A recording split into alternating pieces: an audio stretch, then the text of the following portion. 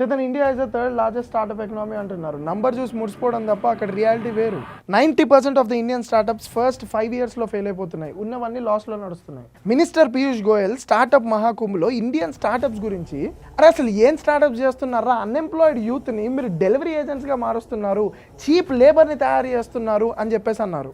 Food delivery apps turning unemployed youth into cheap labor. ఇది 100% నిజం. కిరాణా షాపులన్నీ profitable గా ఉండేవి.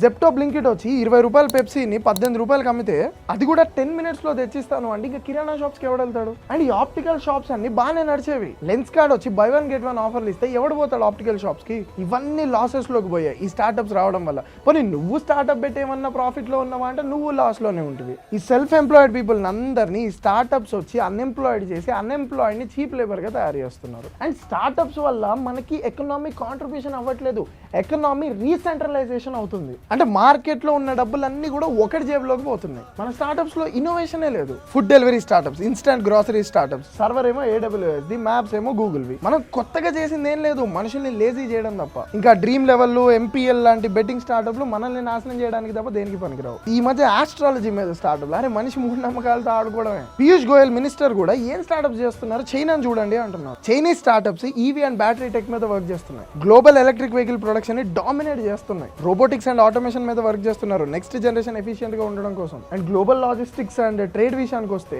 ఇప్పుడు నేను వాడే ఈ DJI మైక్ గానీ, షిన్ గానీ, అలీబాబా లాంటి కంపెనీస్ బిల్డ్ చేస్తుంది. And deep tech and infrastructure విషయానికి వస్తే స్పేస్ టెక్ లో, స్పీడ్ రైల్స్ లో, రెన్యూవల్ ఎనర్జీ మీద కాన్సన్ట్రేట్ చేస్తుంది. సో ఇప్పుడు నేను చెప్పబోయేది ఏంటి అంటే లాట్ ఆఫ్ స్కోప్ ఉంది ఇంకా స్టార్ట్అప్ ఎకో సిస్టమ్ లో బిల్డ్ చేయాల్సింది. సో ఇప్పుడు నేను చెప్పాల్సిన పాయింట్ ఏంటి అంటే నంబర్ చూసి వరల్డ్స్ లార్జెస్ట్, థర్డ్, ఫోర్త్ ఈ నంబర్ చూసి ముడిచిపోవడం కాకుండా ఇంకా చాలా స్కోప్ ఉంది మనం చేయడానికి.